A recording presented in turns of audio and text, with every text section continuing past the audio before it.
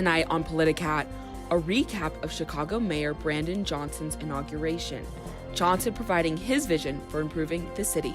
Plus, CNN takes the heat after its own town hall with former President Donald Trump on Wednesday.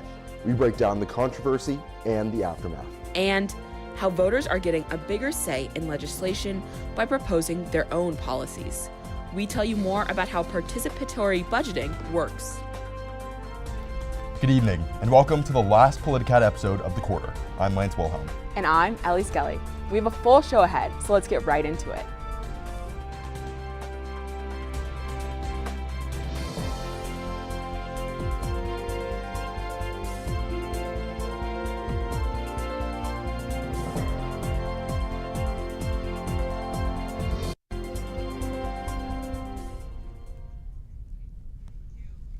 Good evening, and welcome to the last Politicat episode of the quarter. I'm Lance Wilhelm. And I'm Ellie Skelly. We have a full show ahead, so let's get right into it. Just over a month after defeating Paul Vallas in the Chicago mayoral race, Brandon Johnson is starting his term as the 57th mayor. He will take on Chicago's pressing issues such as incoming migrants, ballooning housing prices, and increasing crime. He will also take office after Lori Lightfoot's complicated legacy as mayor. But what will Mayor Johnson's term look like? Johnson was inaugurated yesterday and outlined his plans for the city. Politicat's Logan Schijano was there to capture it all. Sir, you are installed. A new chapter in Chicago politics with the swearing in of Mayor Brandon Johnson on Monday. I stand before you today as the new mayor of the nation's third largest city. 41 days after defeating Paul Vallas in the runoff election, Johnson taking the oath at Credit Union One Arena, ending what was the shortest transition in Chicago mayoral history. It's nostalgic, it's electrifying for me. The former Cook County Commissioner emphasizing unity in his remarks, vowing to make Chicago affordable and open to all. I'm talking about a Chicago where 65,000 people don't wake up on the streets or in a shelter. The City Council will now come to order. Former Mayor Lori Lightfoot receiving a warm ovation. Lori, I am grateful to you for your service and your sacrifice. But audience members looking forward to a fresh face in the mayor's office. She no longer had the trust of the city of Chicago. I think Brandon Johnson has a really just positive student and teacher focused message. Others gravitating to Johnson's holistic approach to tackling increasing crime, like his promise to reopen Chicago's public mental health facilities. I really hope he accomplished the treatment, not trauma program, so we can get rid of some of this violence that's going on in the city. Johnson closing his speech with a promise to improve conditions in the city. Together, we can build a better, stronger, safer Chicago. We just have to look deep into the soul of Chicago. And after Monday's inauguration, Johnson headed to City Hall to welcome supporters for an open house, and then the People's Ball later that evening to celebrate his new mayoral status with friends, family, and other elected officials. At Credit One Union Arena, Logan Schijano, Politicat. Thanks, Logan. Past mayors also are weighing in on the transition of power, sending Johnson well wishes as he starts his term. Rahm Emanuel, who served as mayor from 2011 to 2019, giving Johnson a call to action on Sunday. Mayor Johnson, today's milestone is just the latest and hardly the last. It's a job of a lifetime. I can tell you that firsthand. It's your time, and it's your turn to carry forth the mantle of leadership. Lightfoot taking her final mayoral walk out of City Hall on Friday, her supporters cheering at her send-off. After a round of hugs and confetti, Lightfoot drove off from City Hall, leaving a vacancy for Brandon Johnson to fill just a few days later. Lightfoot sang her goodbyes in a letter to city staff on Friday. She called to city workers to, quote, keep up the necessary work of uplifting the residents with the new administration. Now for some news from here in Evanston. Every politician claims to represent what is in their constituents' best interests. But what if those constituents actually got to write policies they wanted themselves? That's what participatory budgeting is all about. Jeremy Fredericks explains this new Evanston policy. In 2021, Evanston receives $43 million from the American Rescue Plan, a federal law helping cities in the wake of COVID-19. The city investing $3 million in a participatory budgeting initiative. Participatory story budgeting is a true way to exercise democracy. PB, as it's known, lets citizens discuss and propose policy ideas. Collection began in the fall. Those policies will be voted on this upcoming September to receive funding. I thought it was like an amazing idea.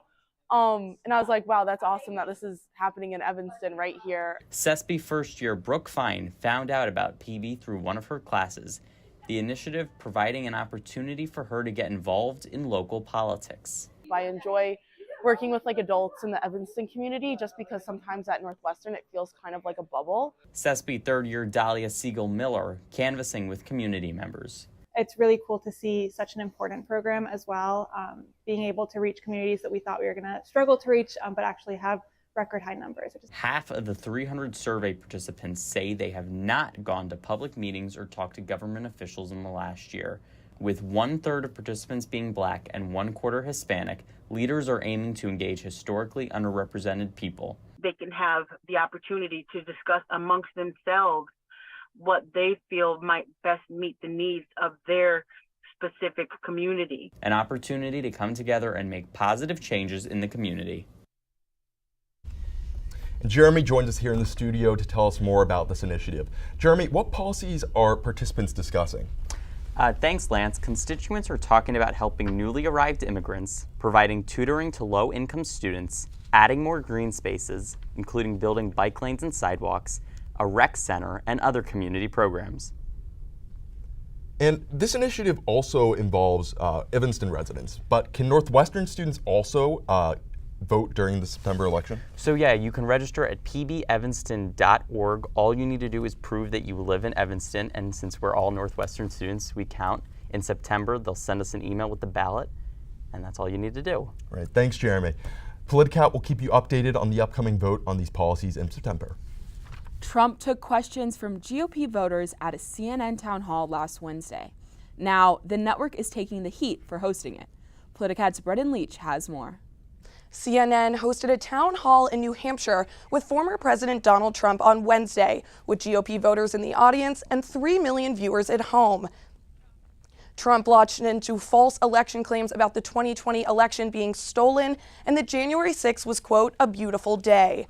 With CNN's Caitlin Collins moderating and getting repeatedly interrupted by Trump, who called her, quote, a nasty person when she asked why he removed classified documents from the White House. That evening, the hashtags boycott CNN, done with CNN, and buy CNN trending on Twitter. Critics accused the network of providing a dangerous mainstream platform for Trump and bolstering his re-election campaign. Rep. Alexandria Ocasio-Cortez saying that town hall was, quote, 70 minutes of steamrolled propaganda. CNN's longtime anchor Anderson Cooper defending the network, saying, quote, you have every right to be outraged today, angry, and never watch this network again. But do you think staying in your silo and only listening to people you agree with is going to make that person go away? Trump continues to poll at 52% among likely GOP primary voters, according to 538. Thank you, Brennan. Despite the backlash, CNN is bringing in the highest ratings after town hall and a 300% increase in viewers, according to Nielsen Media Research. Coming up, a discussion on the labor shortage and its impact on the economy and child labor laws. And who's up for election next year? We give you a rundown of potential Senate re-election bids to keep an eye on after the break.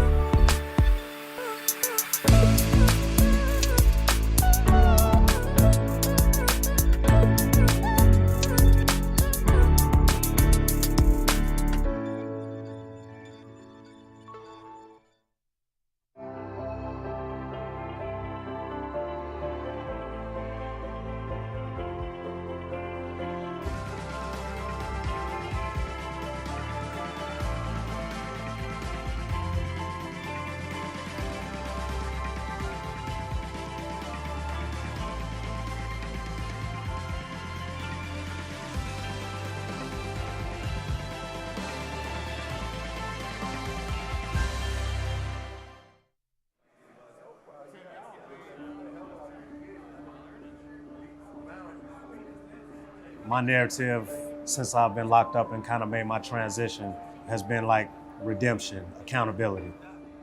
When I come into the classroom environment, every individual that sits amongst me takes education seriously.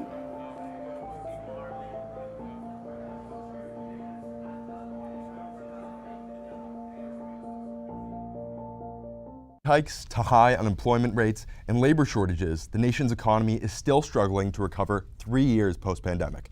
Politicat's Caitlin Bender-Thomas and Andrew Rowan have more on the current state of the labor shortage and how some lawmakers are trying to address it through changes in child labor laws.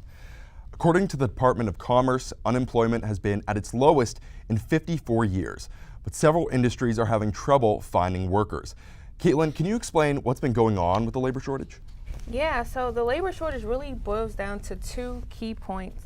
More and more Americans are getting too old to work, and many are retiring or have already retired. Research by the Federal Reserve shows that the pandemic pushed more than 3 million adults into early retirement. And further exacerbating this issue is the fact that there are fewer young people to fill their positions. Birth rates in the U.S. have declined by nearly 20% since 2007. And fertility rates have been below the replacement level for decades. And what industries have been most impacted by the shortages? Yeah, so industries like durable goods manufacturing, wholesale and retail trade, and education and health services have been hit the hardest. And this is primarily due to there being more unfilled job openings than there are unemployed workers with the necessary skills and experience to fill that void. And Andrew, how is this labor shortage impacting labor laws? Yeah, so in the last couple of years, actually the last 2 years, we've seen 10 states at least introducing or passing bills that have weakened child labor standards. Now, let's go through a couple of examples, Lan. So in Minnesota, teens can work on construction sites now.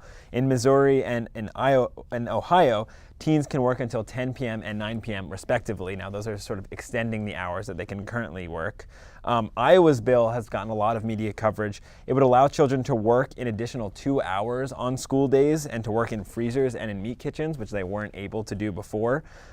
It is important to note, though, that they need parent permission for all of those different requirements. Right. And how are some people justifying loosening those child labor laws? Yeah, so this is really a push from the business industry. In the last couple of years, obviously, we've heard about the labor shortage. And so the idea is that if we expand the pool of available people, you essentially have more different you have more people who are able to work.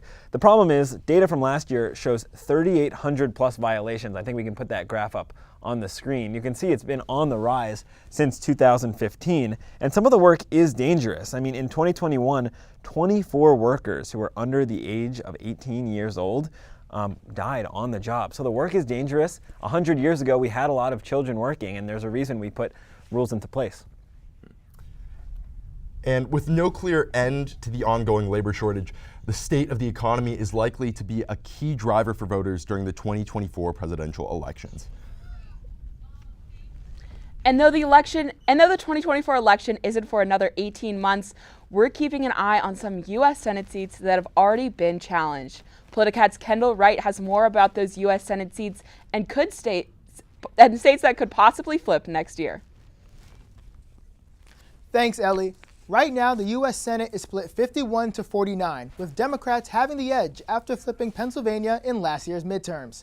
But that might change in 2024, with states such as West Virginia, Texas, Michigan, Wisconsin, Ohio, and Montana that could potentially flip.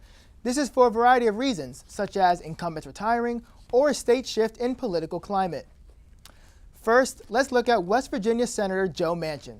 The moderate Democrat is controversial within the left, as he's been notably against President Biden's policies on the economy and climate change. Senator Manchin telling The Hill on March 5th that he would decide his political future in December 2023. And 3 weeks ago, West Virginia Republican Governor Jim Justice announced a run for Manchin's seat, joining Republican Representative Alex Mooney. Given West Virginia's history of leaning conservative, Republicans may hold the advantage in that race. As a reminder, Jim Justice won nearly 64% of the vote in the 2020 gubernatorial race. Thank you, Kendall. Well, that's all the time that we have tonight for Politicat. I'm Lance Wilhelm. Thank you for joining us on the last episode of Politicat. And I'm Ellie Scott.